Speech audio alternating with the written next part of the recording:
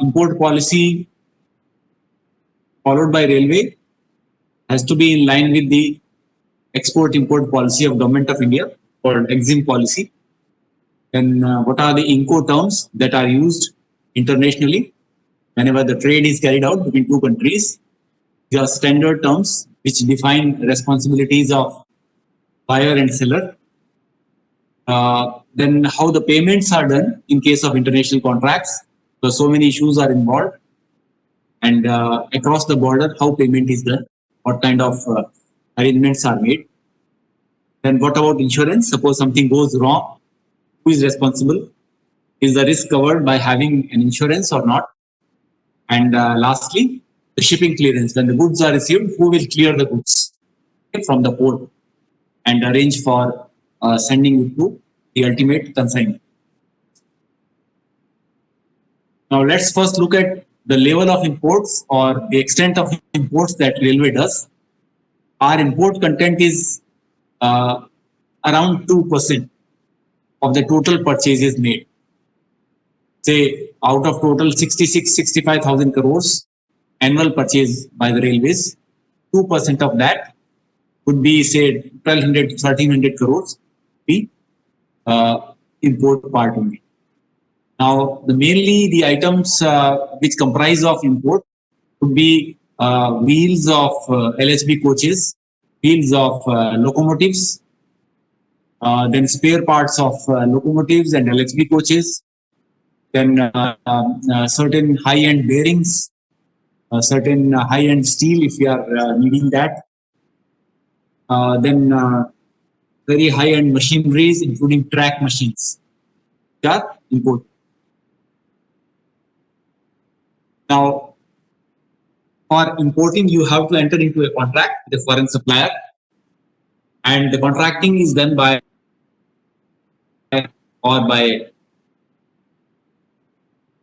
COFMAW, that is a Central Organization for Modernization of Workshops. So all the workshop, wherever they need replacement or new machines are to be procured, then these are centrally handled by COFMAW. All the railways would send their requirement to COFMAW, and then COFMAW would be inviting global tenders.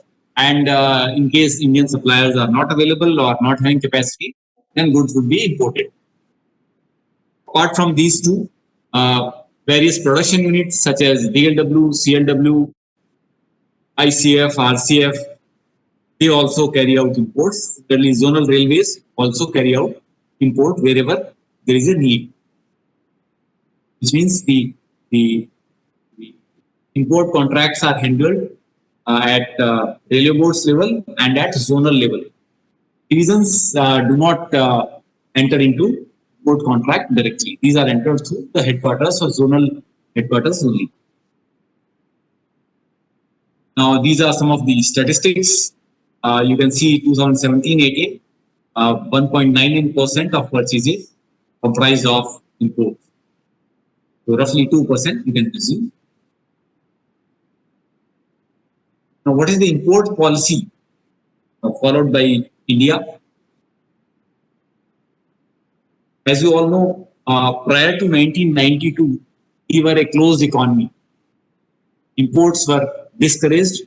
Import duties were very high, prohibitively high, say 250%, 300%, 350% of that order. Practically, it was very difficult to buy goods from outside. Now, since 1992, the economy has been liberalized and the import has been made as almost say pre-import. You can import anything.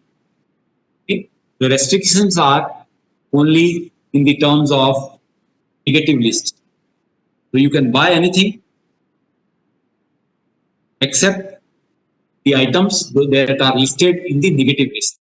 The negative lists are issued by Directorate General of Foreign Trade or DGFT. Their website address is dgft.gov.in.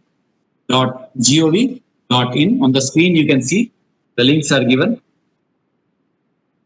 DGFT issues the negative list. These items are restricted items. These items are controlled items. Now, what are these negative lists? How many types of negative lists are there? We'll look at that also. So DGFT has defined negative list, and there are three parts of it. First is prohibited items. Items which are prohibited to be imported, which cannot be imported, they are called prohibited items. No permission is given for import of such items. Example, say ivory, items made out of ivory. Okay, so they are prohibited. Then certain endangered species would be there. Their items would be prohibited. So there is a list of such items. I'll just show it to you also. Then second list is of restricted items. As the name suggests, restricted means these items are controlled items, and for such items, authorization or permission is needed from the government before import is formalized. Before import is done, you need a permission. Such items will be figuring in the restricted items list. With those authorization, you can buy the items, you can import the item. And the third part is penalized item. Now these items are can be imported, but only by the nominated agencies. Nominated agencies can import such items. For example, crude oil. Crude oil can be imported, say, by the oil refining companies. They can import it. Similarly, food grains. Okay, these can be imported by, say, Food Corporation of India and state trading corporations or state trading enterprises. They can import such items. So, for certain items, there are nominated agencies who can only. So anything that is not appearing in any of the three lists can be freely imported. Now, I'll just show it to you. The prohibited items list. You will get some idea what kind of items are appearing in the prohibited list.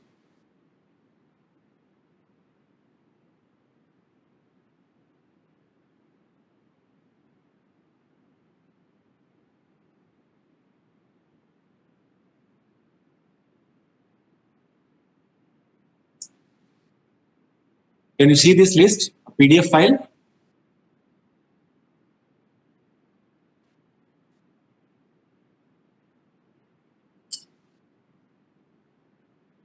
Kartikeya, is the list visible? Yes, sir. Yes, sir. Okay, great. Now you can see here there is exempt code and then the item descriptions and the conditions relating to the policy.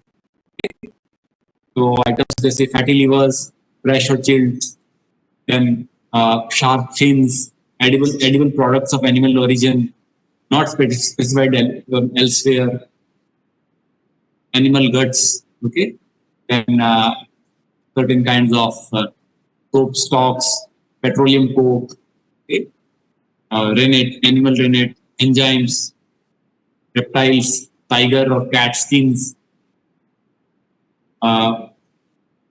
fur, mink or fox, beef fur are also prohibited. So those, as per international law also, the certain items which are not to be traded, which are belonging to, say, some endangered species, such items also will be figuring here. These items are prohibited. You can't import such items. Okay, this first list. Now we'll now look at the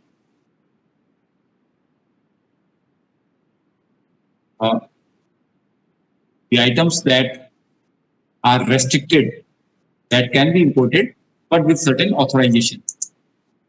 Okay.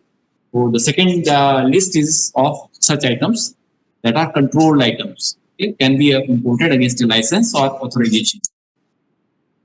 Let's look at these items list. You'll get some idea.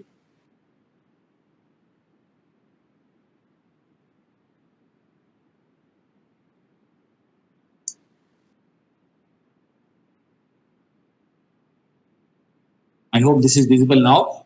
The top disclaimer, you can see this list is based on Schedule 1 of ITC HS classification of export import items. due care has been taken to compile it. However, items these may be cross-checked with the actual schedule. This list is also available at DGFT's website, Directorate General of Foreign Trade. Now, here for each item, there is a ITC-HS classification. ITC stands for Indian Trade Classification and HS is for Harmonized System. So, Indian Trade Classification, Harmonized System. Now, this is the list. 407 total items are there, beginning with horses, asses, horses for 4.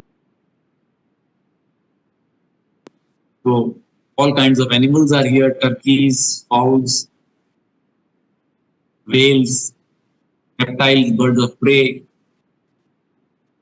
carcasses, bovine animals, meat, tongue, liver, etc., etc.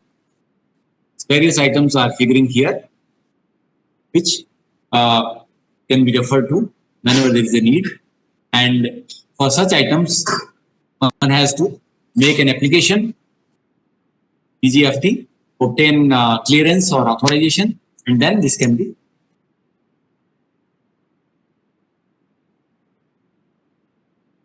Now let's look at the third list, which is of canalized item or STE.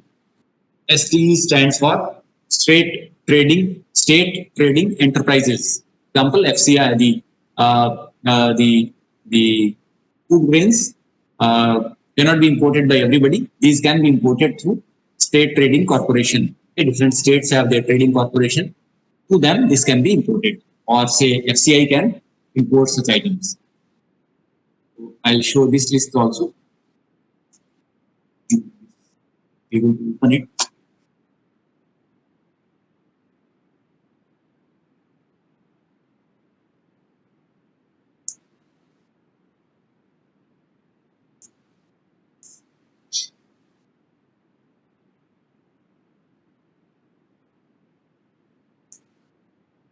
Can you see this list?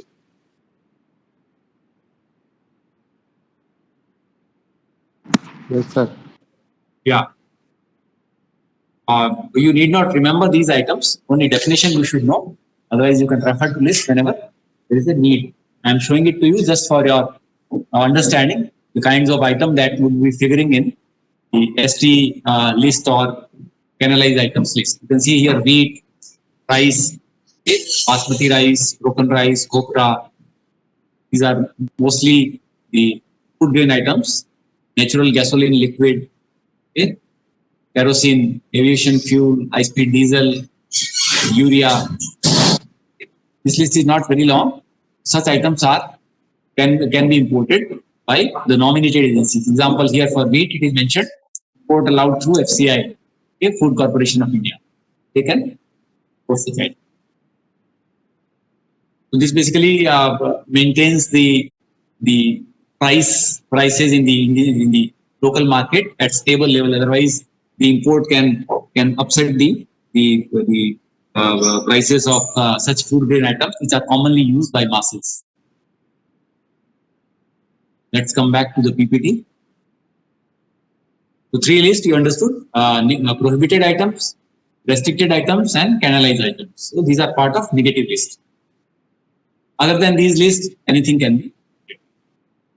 Import authorization for restricted items. The authorization is done by DGFT, and one has to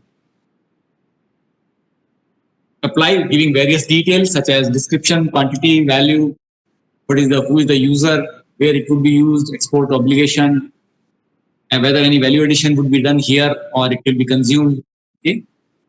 So with these details, one can apply and obtain an authorization. Now, as far as railways are concerned, for normal maintenance spares, normal spares that we import, all these are under freely imported items. Doesn't require any specific authorization. We can import directly, and letter of credit for payment. I'll tell you letter of credit slightly later. Can be opened by the railways bank. Now there are certain restrictions which have been recently put into it for government purchases. So as of now, the current situation is in view of the Make in India policy and Atmanirbhar Bharat coming into play. Now, any import up to 200 crores would require prior permission from the government, from the cabinet secretariat. Permission would be required as to giving justification as to why it cannot be purchased within India. What is the capacity? Is it extremely unavoidable? All details, all reasons have to be given, and with permission only, any tender less than 200 crore can be floated as global tender. Okay? Global tender means for import, we invite global tenders. So that is the recent one, and uh, the, the preference is given to local manufacturers who provide at least 50% value addition within India. There could be large number of items for which, say, raw materials or sources, the components are sourced from outside, procured from outside. But how much is the value addition in India? Suppose value addition for making any product that railway requires or government requires is less than 50%, then it's a different issue. But if it is more than 50% issue, then he's called local supplier. Such local suppliers will get preference over non-local suppliers or suppliers who contribute less than 50% value addition. They would be given preference in such purchases. Okay? That's a very recent development which I am sharing with you. Okay? Now, how do we handle the import cases? Is it do we enter into the contract directly with the foreign suppliers, or we have some service provider or some agent who acts on behalf of the foreign manufacturer? Okay? So, in large number of cases, foreign firms prefer to have an Indian agent so that uh, he can carry out various licensing with the government departments and also can provide service after the item is required. For example, you are buying a machine, there would be certain warranty obligations, there could be say maintenance requirement after the warranty period is over, requirement of spares. So those kinds of things, and also at the time of installation, commissioning, training, some local support may be needed. So Indian agents do provide such support, and while submitting their offer, the vendors will be mentioning that so and so is our authorized agent, and for that certain charges have to be paid, which is called agency commission. Okay, don't treat this commission in the negative, say, connotation. It's a part of the import procedure which has been authorized, which is a part of the government's policy. So the Indian agent would be providing certain facilities, certain say services, and for that the vendor would be quoting in his offer clearly mentioning that 1% or 2% kind of say agency commission has to be paid to the Indian agent. So Indian agents also come into picture, but in cases we are buying certain imported goods for which are already imported by the the the Indian arm of the original equipment manufacturer. In that case, we can buy locally within India. So though it will also say will not be coming under Make in India say policy, but nonetheless the your payment would not be in foreign currency; it would be in Indian rupee only. In such cases, all the formalities of importing the goods would be done by the local dealer only. Okay? But when we are directly importing, in that case, that we have to do.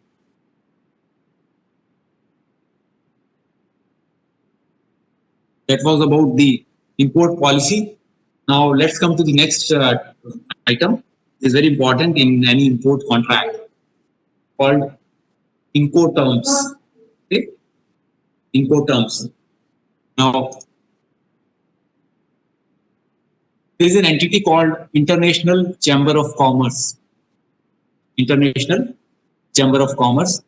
This was established just after the World War One, 1919, by a group of industrialists. Okay? Now the purpose of such chambers of commerce are basically to streamline lot of procedures, lot of formalities that are required in different countries whenever international trade takes place.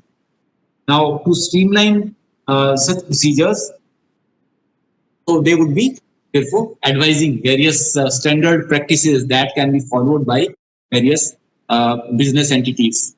Once they follow, the things would be simpler. Otherwise, you have to fight your own battle every time. In every country, there would be different laws, different procedures that could become very, very cumbersome and could adversely impact international trade. So they facilitate, in a way, international trade by standardizing a lot of things that are encountered during, say, import or export contracts. Now, Incoterms is a short form of international commercial terms. Okay? International commercial terms. Now, the first time the Incoterms were uh, aired in 1936. Okay? These are standard connotations, standard terms, and these are necessary to be incorporated in the contracts for sale of goods whenever there is international contract for import or export of goods. Now, what purpose it serves?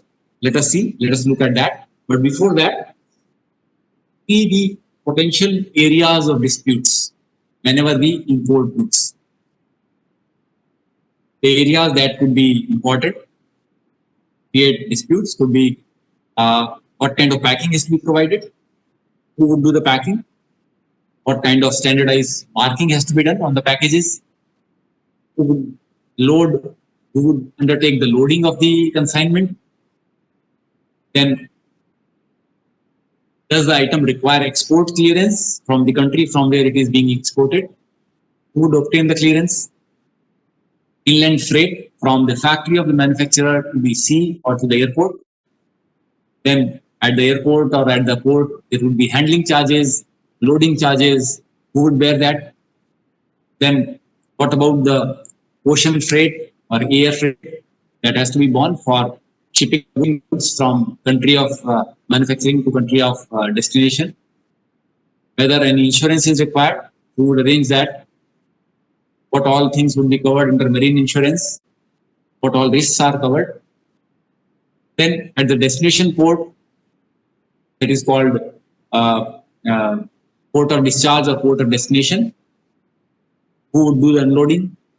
Then at the destination port, there will be certain port handling charges, terminal charges, warehouse charges. Who would bear that? Customs clearance, again, very important. Would submit papers for customs clearance. Who would pay the customs duty, any of the taxes. And then from the port to the ultimate consignee, where the goods are required, would do all the process of engaging a transporter and sending it. And then at the buyer's destination, again, unloading part, who would do that? Because there are very heavy machine at times. You may need a crane to unload it. All those things have to be kept in view, and these needs to be resolved, kept in view whenever import contracts are entered into. Otherwise, at any point there could be a problem. There could be a unnecessary dispute. Now, as regards International Chamber of Commerce, as I mentioned, the Incoterms were first established in the year 1936. Okay. Now, Incoterms are intended to be used as a set of rules that sellers and buyers can use to guide them through the shipping process. Okay. This would be important when the goods are to be shipped from the seller to the buyer. Okay. Then Incoterms would define. There are various steps involved in that. Incoterms would clarify the buyer's responsibility and the seller's responsibility as regards freight charges, as regards handling charges, as regards risk, marine risk, okay, who would undertake the insurance. All those things could be clear if we use these Incoterms. Okay, so there are currently we have Incoterms of 2010 edition, and recently in the month of October only, import terms 2020 have been published, yet to be fully publicized. That's why I'm not talking to you on 2020. Almost they are same except one term that has changed. That also a minor change. So in our purpose would be served by these Incoterms 2010. Okay. Now there are 11 Incoterms, and each term has a different meaning. Each term has different connotation. There are 7 terms which can be used for any kind of transport, whether you are shipping by sea or by air or by rail or by road. So these 7 can be used in any mode. Okay? Beginning with EXW, which stands for X Works, FCA stands for Free Carrier, then CPT stands for Carriage Paid To, CIP stands for Carriage and Insurance Paid To, DAT Delivered at Terminal. Now this got changed to DPU, but you need not bother about the changes. Go through whatever is there as per 2010. DAP delivered at place and DDP delivered duty paid. Now EXW, if the contract is based on EXW, then seller has minimum responsibility, minimum risk. EXW says that the buyers would arrange collection from supplier's warehouse, his works. So the seller would keep the product ready, duly packed. Of course, packing has to be done by him, and then buyers would arrange from there. All risk, all responsibility is that of buyer. Seller would only provide at his warehouse. So that has got the minimum risk for the seller. But the DDP, which is last one, delivered duty paid. Here, the seller has maximum risk.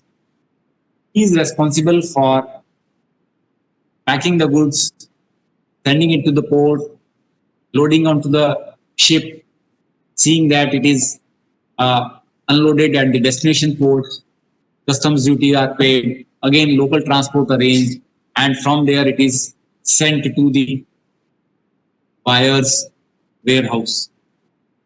He would take everything into consideration, and his price would be DDP, delivered duty paid. He would pay the customs duty also and deliver the product to the buyer. And in between, these are somewhere in between these two extremes. XW, one extreme, DDP, last extreme. And in between, these are various terms. Now, remaining 4 terms, these are specific for sea and inland waterway transport. The first 7 can be used anywhere. These remaining 4 are used specifically when it is shipped through the sea. Now, first one is free alongside ship. Second one is FOB, and which means free on board. Third is cost and freight, and fourth is cost, insurance, and freight. Okay. I'll show you one chart just to give a glimpse of that. Can you see this chart?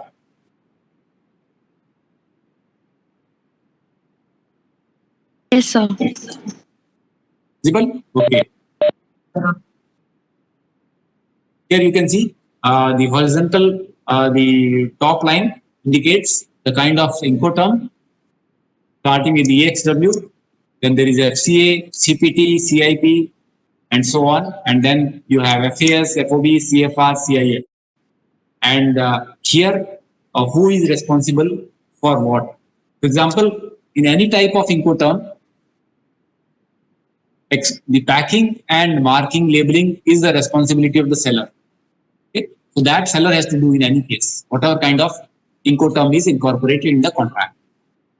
But for DDP, the seller is responsible for all the stages till delivery to the buyer at the destination. And railways mostly would be using FOB and CFR contracts. FOB and CFR contracts, and sometimes FAS, but mostly FOB and CFR contracts are used. Now, what is the difference between the two? I'll just share with you.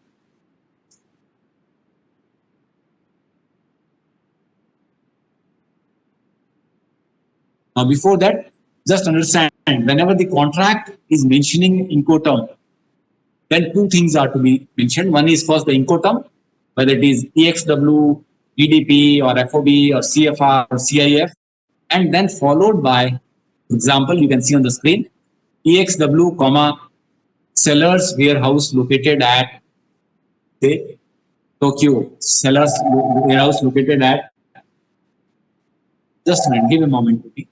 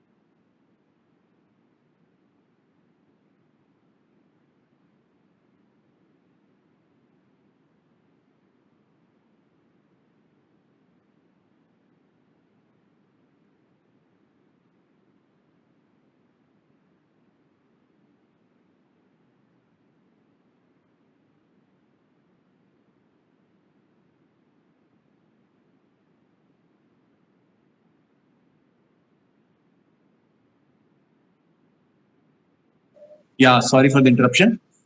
Now, the Incoterms has to be followed by the location. Say EXW and then comma, comes warehouse located at, that has to be mentioned so that it becomes clear. Similarly, if it is DDP, then DDP, then buyer's warehouse, then give the address. That becomes very clear. Okay?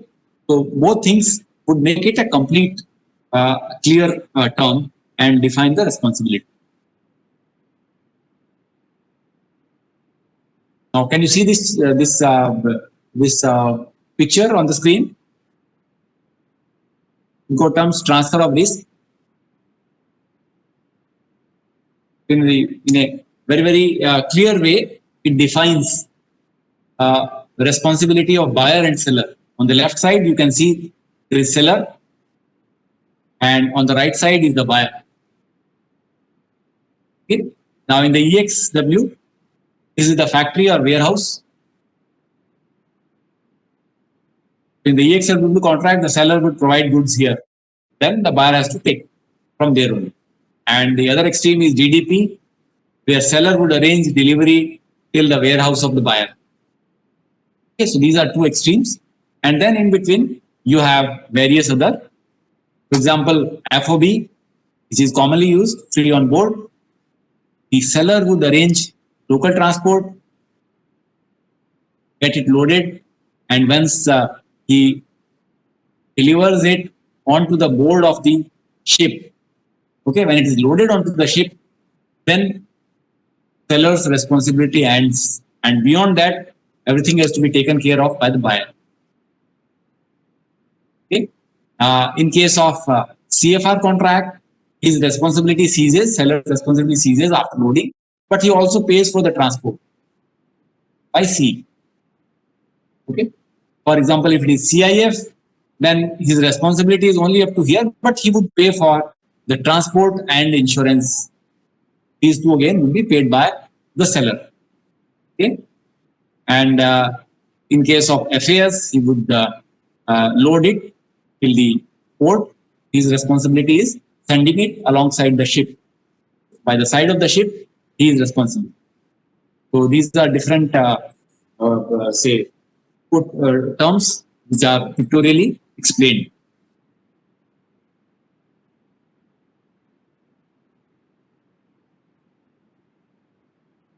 Now, most commonly used Incoterms, again, further explanation. FAS, responsibility is of supplier once he delivers the material along shore. Okay? And importer to bear all charges of loading, freight, insurance, and can choose any Indian vessel for shipping the goods. Fee on board, again commonly used by the railways. Supplier's responsibility to get the goods loaded into the ship. Freight insurance to be borne by the buyer. CIF, here freight insurance, once you add to FOB price, it becomes CIF. Okay, that is the only difference. So FOB plus insurance plus freight charges. That's all. That is CIF. And CFR, here it is FOB plus only freight. Insurance to be done by the buyer, by the railway. So these 4-5 terms you should remember what is the difference between each one of them. Okay. Now here it is activity wise responsibility, who is responsible in FAS contract and who is responsible in case of FOB contract. You can see the comparison. The difference between the two is only one, that is here. Loading part has to be done by the seller in case of FOB, but in FAS, loading has to be done by buyer. Okay, that is the only difference between FAS and FOB. Next is FOB and CFR, free on board and cost and freight contract. Here you can see the difference is in the carriage part. Who would pay for the sea freight? Okay. So here in the FOB, the freight would be borne by the buyer, whereas in CFR, the freight would be borne by the seller. That is the only difference. Rest all are same. One more comparison between FOB and CIF.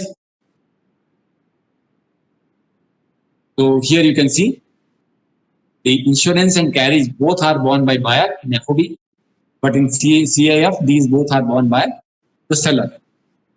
Okay, so that is the only difference. These 4-5 terms, please remember.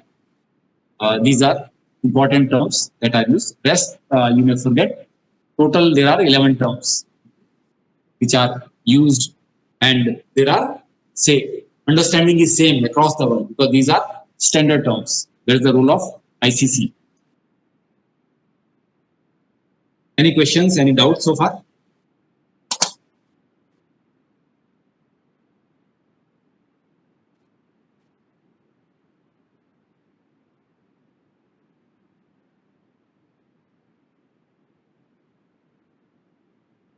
There are no doubts, no questions. I'll put the next part, which is regarding payment.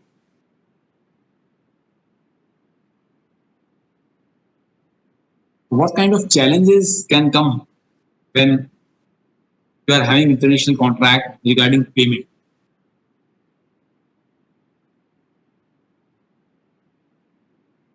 Tell me, Pratik, what are the issues that may come up regarding payments? Currency in which the payment has to be made. Okay, very good. That we can settle while finalizing the contract, whether it would be in US dollars or whether it would be in euro or yuan. That can be settled. Okay. That's anything else?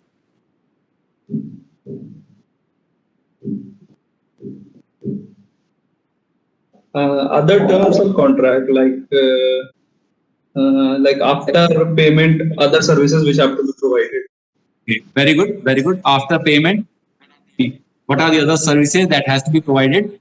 And what is more important is whether a vendor would be obliged to do that or he would shirk from that responsibility. How to enforce that after sale service? Very good point. Vijay, you have any points? As a buyer, what could be my risk in international contracts?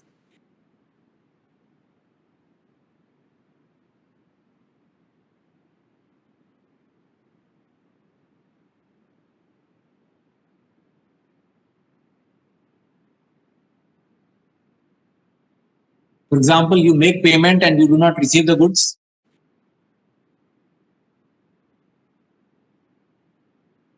Isn't it? That happens indigenously also, locally also. When you buy, sometimes you get very inferior quality product, or the goods are broken. Or it can also happen, for example, buyer makes payment and goods are not dispatched. From the seller's point of view, he dispatches the goods and the payment is not made. Then for follow-up of the payment, he may have to come to the importing country, may have to file a suit, civil suit. That's a very costly affair. There is, since the buyer and seller are located in different countries, so there is a basic element of mistrust. Okay? The buyer may think that if he makes the payment early or before the goods are received, he may not get the goods or he may not get the quality. Goods could be broken. And for seller, he has the fear that if he dispatches goods, then what is the guarantee of the payment? Who is the guarantor? That payment would be made and made in time. These risks are very, very important, and it is necessary to mitigate the risk in a standard way, in a predefined way. Must be knowing that for past 23, 30 years, global trade has grown manifold. So unless suitable payment arrangements are kept in place, suitable instruments are devised, wherein both buyer and seller's risks are addressed, then only the trade can flourish. Otherwise, it will fail.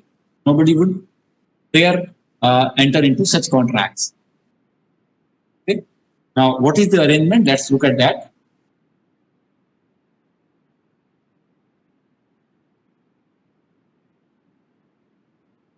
Now, you can see seller sends goods without payment, so risk of non-payment, late payment, and buyer sends payment without getting the goods. So there is a risk of non-supply, late supply, or some damages.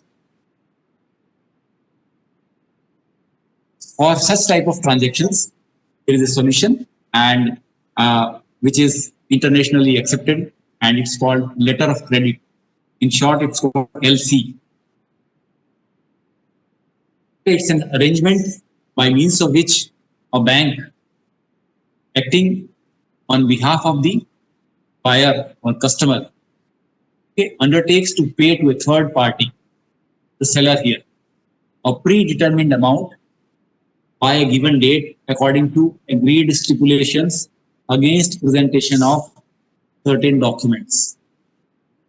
So here between buyer and seller, a bank comes into picture. And bank would be told in the form of letter of credit that certain listed documents, which include commercial invoice, country of origin certificate, bill of lading, okay, inspection certificate, whatever is prescribed, if these documents are submitted in proof of having dispatched the goods, having a quality certificate, then based on that, payment will be released. Buyer would be making payment in advance, but that would not be paid to the supplier. It would be parked with the bank only. And when the goods are dispatched and the papers are submitted to the bank would check, not physically, would check the papers only, documentary evidence only. And as per LC, whatever documents are required, if they are submitted, the payment will be released. Here, bank acts as an intermediary, as a guarantor to both the parties. Okay? The flow would become clear by a pictorial way. I'll show it to you. It's a documented commitment by a bank, place an agreed amount of money at seller's disposal on behalf of the buyer, of course, and precisely defined conditions will be stipulated. Now, there are two parts of this whole cycle of payment.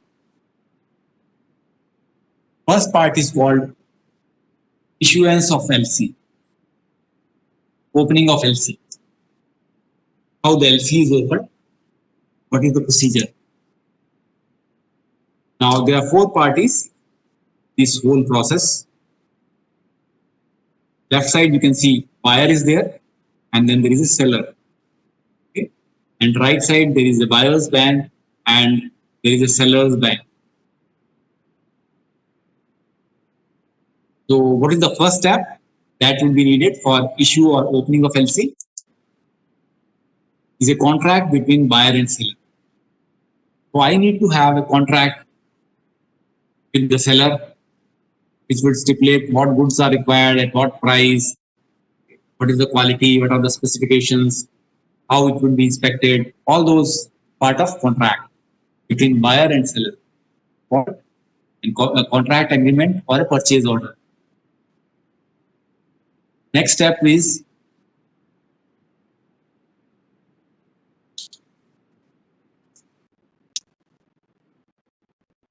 the contract is concluded, the buyer will approach his bank. In our case, it is mostly State Bank of India. So an application would be made to the State Bank of India, giving a copy of the contract stating that please open a letter of credit in favor of Messrs. So and so, okay, for this amount. So application would be submitted to the buyer's bank. Now, after opening of LC, the buyer's bank would inform the seller's bank. It's called mailing of LC. Okay, he will mail the LC to the seller's bank. Banks have their association and their understanding, their norms, and they follow that. They also have standardized norms for opening of LC and for handling such cases. And lastly, the seller's bank, once he receives communication from buyer's bank, he would inform the seller. It's called notifying the LC. That LC has been opened in your favor, and now he can start the process of supply. So after opening of the LC only, normally the process of supply would start. So he's assured that money has been parked with the buyer's bank. Okay? This is the first step.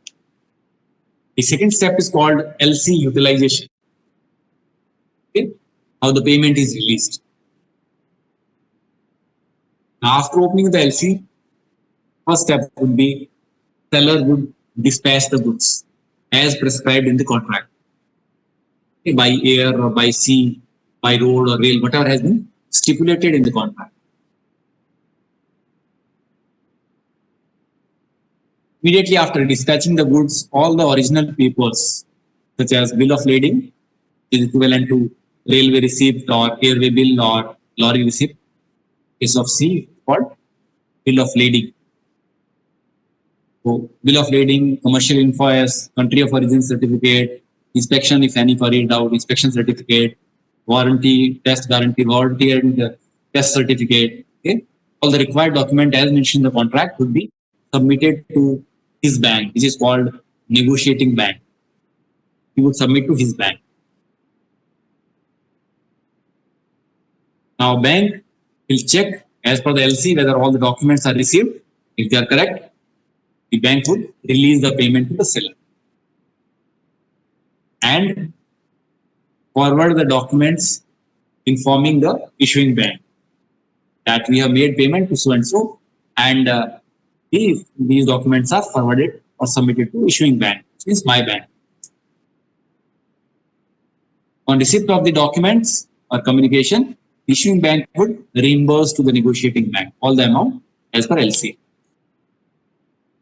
and simultaneously debit railways account and send all the documents to the bank.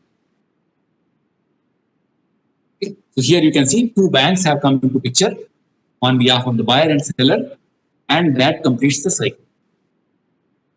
So this is the complete cycle of letter of credit, issuance and utilization. Okay. And LCs could be of several types. Most commonly used LC is called irrevocable LC, which means it cannot be cancelled without the consent of all the parties concerned. Okay, it cannot be revoked or it cannot be cancelled. So, okay, kind of form once it is opened means it would remain open till the contract is live. Only after contract is expired, then only, or the goods have been supplied, process is over, then only it is closed. Irrevocable LC is the preferred mode of payment. One more type of LC is called revolving LC, wherein suppose you have entered into a contract for supply of, say, wheels for LHB coaches, 6,000 wheels.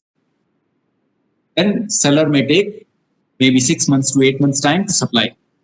He will not supply in one go. He will supply in installments, maybe 1,000 pieces or 1,000 wheels every time. So LC would be opened for 1,000 numbers, utilized, again opened for 1,000, again the amount for 1,000 wheels into the bank, and again the same amount is utilized.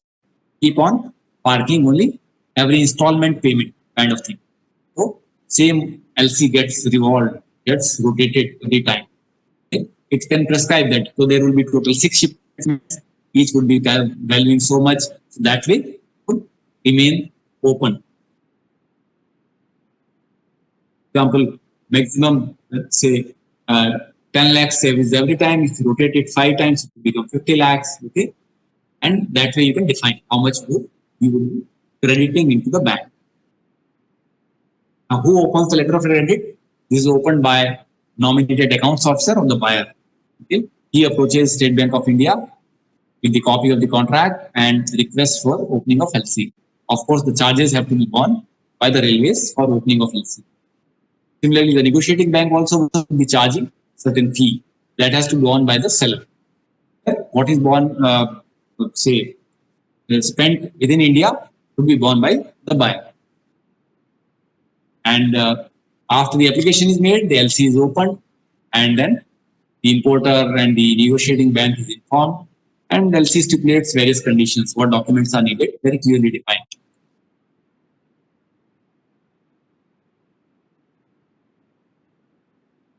Care to be taken while opening of LC includes if any import license is needed for that item or not, should be specified.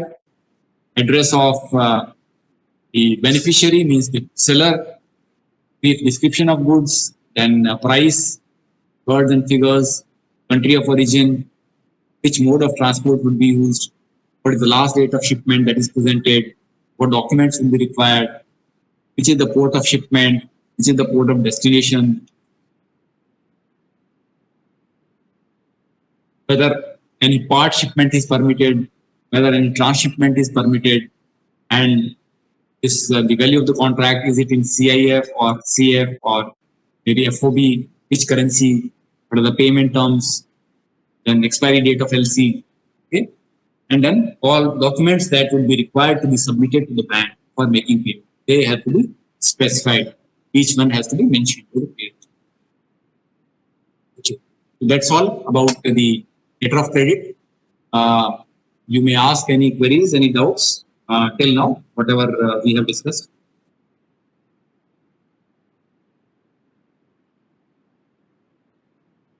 Any questions, any doubts so far?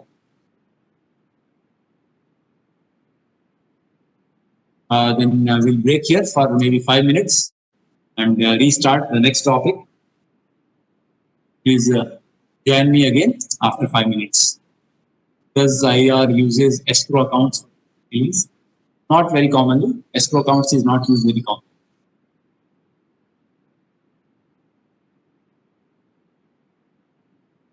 So we'll again assemble after 5 minutes.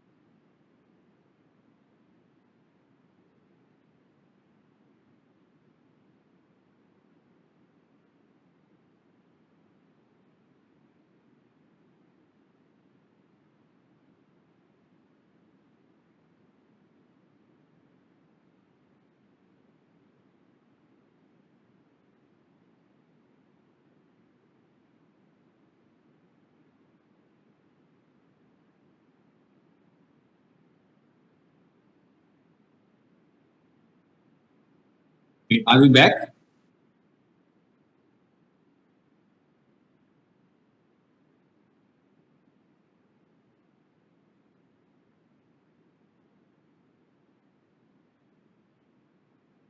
Okay. Now, we have discussed so far the import policy, negative list, concept of negative list, then various Incoterms, and now the payment part, how the LC is opened, how it is utilized. Now let's look at the next aspect, that is insurance. Whenever we are having indigenous contract within India, then we have certain standard conditions of contract, and that include one very important clause, and that is called, that is basically says that the seller is responsible for the safe delivery of the goods till the destination. Anything goes wrong, if there is an accident or any breakage or any damage to the goods in transit, for that the seller is responsible. It's a very, very critical clause. But in international contracts, such clauses are not acceptable. Such clauses no seller would agree to. And therefore, we have to provide insurance whenever we are importing the goods. Now, you could have a CIF contract wherein insurance is paid for by the seller. Of course, he will charge from you. It's not free service. If he's arranging the insurance of the goods, he will charge from you. And then you have to make payment for the insurance charges also to a foreign company, foreign currency. That will not be a preferred kind of thing for me. So as a buyer, I would like to have my own insurance. I would engage some Indian company, payment with Indian rupee only. So I will be saving precious foreign currency. Okay? Therefore, insurance is the railway's responsibility. Now, how it is arranged? What are the kinds of insurance covers that are available? Let's look at that. Now, it is called a cargo insurance. Okay, when we are importing goods, so insurance of this comes under cargo insurance, and there are three separate classes for cargo insurance. It's called institute cargo classes A, B, and C. Okay. A is most, and C would be having less coverage of insurance. So ICC or insurance institute cargo clauses are followed whenever we import the goods. We mostly follow ICC-B and ICC-A. ICC-C has got a minimum premium, risk premium. It covers several incidents such as fire, explosion, stranding, sinking, capsizing, overturning, or if it is land conveyance, then derailment, collision, discharge of cargo at port of distress, jettisoning. Suppose it is overloaded, at times the goods are thrown into the sea. It's called jettisoning. So this covers only these aspects, the limited aspects that are covered by ICC-C. The next wider clause, institute cargo clause, is B, which provides coverage against all types of risk covered under ICC-C plus, okay, what extra it is covering? Earthquake, lightning, washing, entry of sea, lake or river, a package while loading or unloading if they get damaged, but dropped into the sea. Okay. So this is covered under ICC-B. So it has wider coverage than C clause. And third one is ICC-A, which covers all risks of loss or damage except those which are willfully done. And that willful is covered covers issues such as whether the vessel is worthy or not, unworthiness of the vessel. So we ensure that when the vessel is, you are hiring a vessel or you are loading the vessel, you look at the age of the ship, what is the worthiness or not, and then only load. War, strike, etc. also are separate. Except these, it covers all kinds of losses. ICC-B coverage is taken for bulk items, for example, steel, rail, angles, sheets, wheels, axles. Okay. So these are not easily damageable items. And ICC-A is taken for other spares, S&T, loco, coaches, track machines, etc. They will be covered under ICC-A coverage.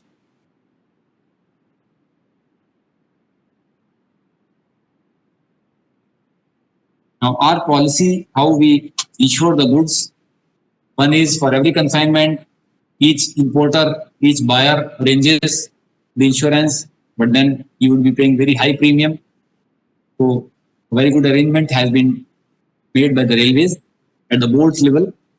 A long-term contract, say 2 to 3 years, it is entered into by the railway board with insurance companies, at times one or at times two companies, and then they prescribe the amount of premium and they prescribe the kind of coverage ICC-A or ICC-B which is followed. And that contract is utilized by all the railways, all the zones. Whenever the goods are shipped, that contract is utilized. It's a open policy, open coverage policy, and voyage or each shipment specific insurance policy is issued against each shipment. So whenever goods are shipped, the contract stipulates that the seller has to immediately inform the closing particulars. That means what goods have been shipped, against which contract, how much value, okay, and then by which ship or by air, okay, when it has left, and the details about the dispatch. All those things have to be informed to the insurance company as well as the consignee, port consignee. Okay? The consignee, port consignee is the person who receives the goods at our port on behalf of buyer. Suppose you're buying a track machine for, say, Northern Railway, then suppose it is to be shipped from Germany to, say, Mumbai, then at Mumbai somebody is needed to pay the customs duty, arrange for unloading from the ship, then arrange for local transport from Mumbai to Northern Railway, get it loaded, and ensures it reaches to the ultimate consignee. The authority who is doing this is called port consignee. Okay, the consignee located at the port who acts on behalf of the buyer. So he would be arranging the insurance, and there is a the advance money is parked with the insurance company every quarter, that is recouped, so that at no time the account is nil with nil balances, because no good should be shipped without proper insurance. And for that, the first requirement is you have to pay money to the insurance company. So that is paid in the form of advance, so that gets rotated and it gets recouped every quarter.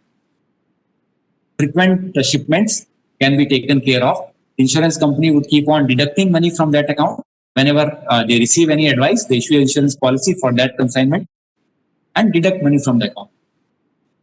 And the port consignee would be in touch with the insurance company to ensure that amount is available.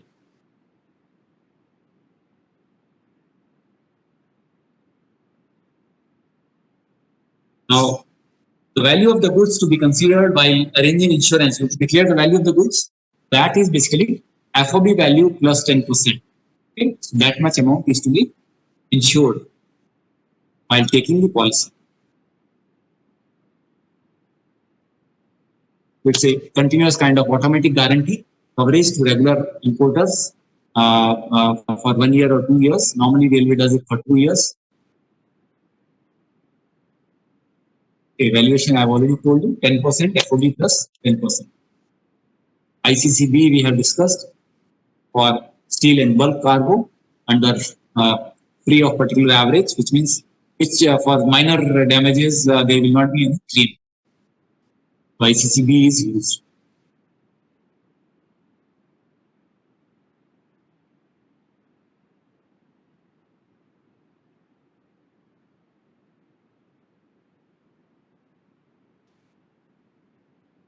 ICC-A is used for all other items.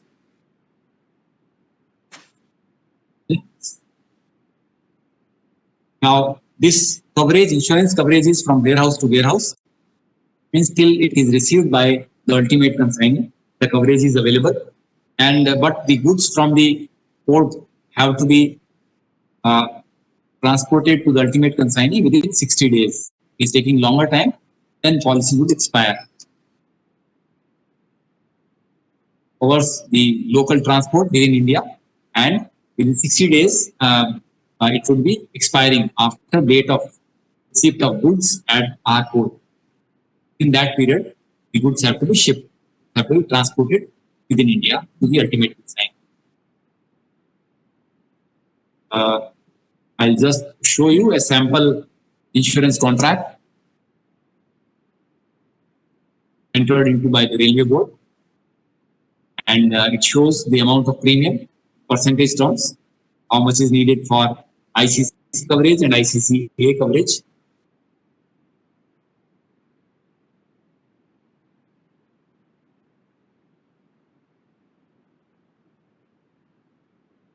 I hope you can see this copy of contract.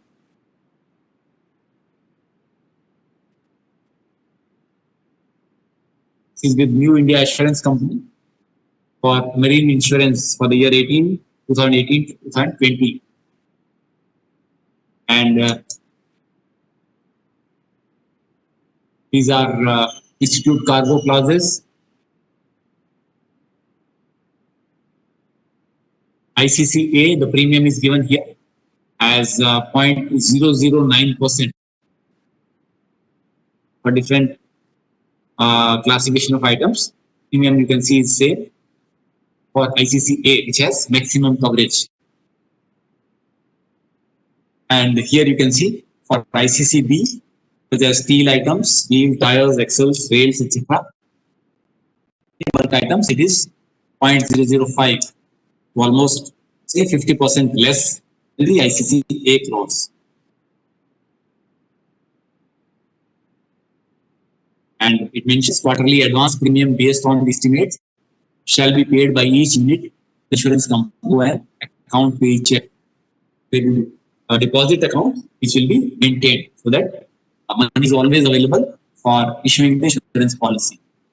Basic requirement. So this is the contract between Indian Railways and the insurance company for having insurance coverage for all the protected goods.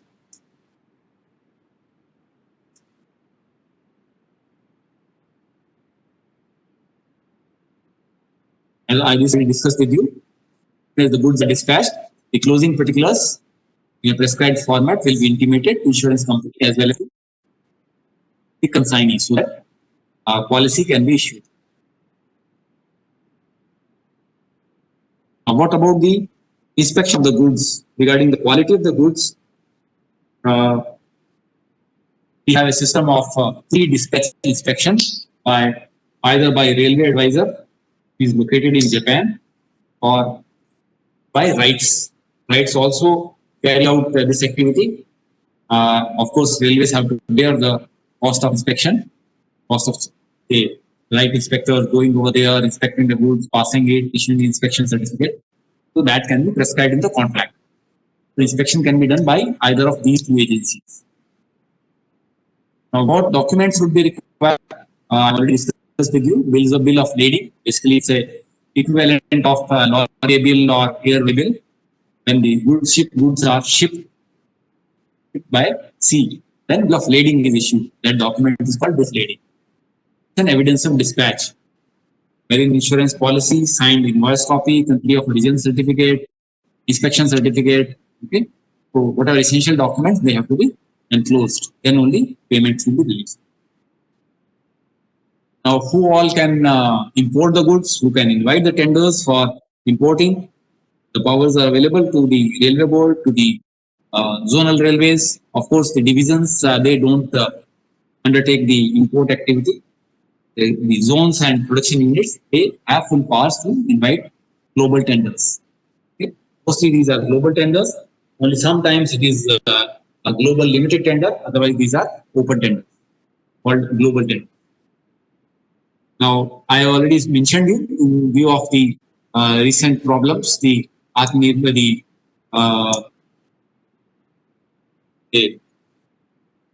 imports from countries sharing land border with India, there have been certain recently some restrictions have been put in, which require clearance from the government before railways or any of the government department go for import tenders.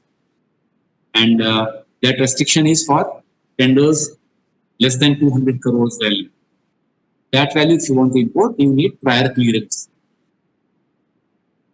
Then there is a preference, the local manufacturer who have value addition of 50% or more in India.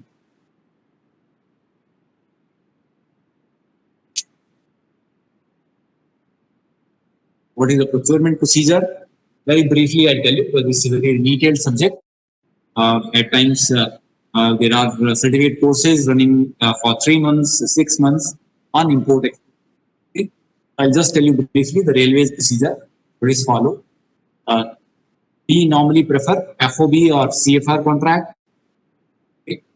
Tenders would be stipulating what kind of input terms would be used. Then we have to decide what kind of currencies we are permitting, and that currency has to be converted into Indian rupee for comparison of the prices. Because people may quote, there could be a local offer, there could be a foreign offer, and there could be in different currencies. All have to be brought at par. For that, you have to know the exchange rate prevailing on the date of closing of the tenders. Okay? And then issues such as pre-dispatch inspection have to be mentioned in the tender document. Then, in case there are delays on the part of the supplier, doesn't supply or delays it, then what kind of damages can be levied? That also will be part of the tender.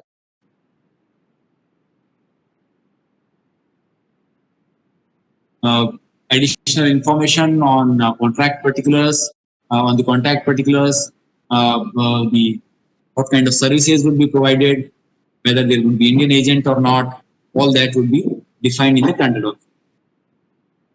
I have several documents available. Those who are interested to go into detail can contact me separately. I'll tell you. Otherwise, for your examination purpose, you need not bother about the tender document. For your curiosity, if you want to see, then you can talk to me separately.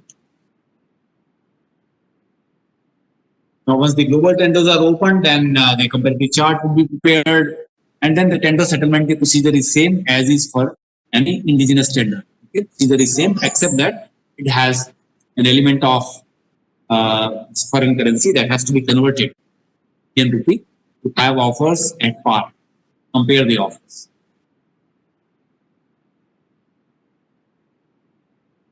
Now, as regards agency commission, if there is an Indian agent involved in the tendering process, then the OEM or original equipment manufacturer would be mentioning the details about extent of commission to be paid to the agency nominated in India. Now, it's a fixed amount, doesn't fluctuate with the currency fluctuation. Whatever is the price prevailing or exchange rate prevailing on the date of finalization of tender, on the date on which letter of acceptance is issued. Okay, and the contract is formally in, then you issue a letter of acceptance. So on that date, whatever is the exchange rate, it's called telegraphic transfer buying rate. Okay, at that rate, the agency commission would be paid in Indian rupee only. Very important, agency commission is never paid in foreign currency. It has to be paid in Indian rupee only. And it's paid at the end when all the supply, everything is over. And if there are warranty obligations, then it will be paid after the warranty obligations. Now, this commission part, how much is reasonable, has to be examined by the tender committee, and it can be negotiated in case found to be unreasonably high. Equipment, we prefer ships which are having age less than 15 years and prefer the Indian flag vessels so that we pay in Indian rupee. Air freighting or airlifting is permitted for very urgent items that are stopping production, or items are fragile, sophisticated electronic items. Such items can be airlifted. Of course, the charges would be more than the sea freight, and therefore certain approvals, certain concurrence would be required.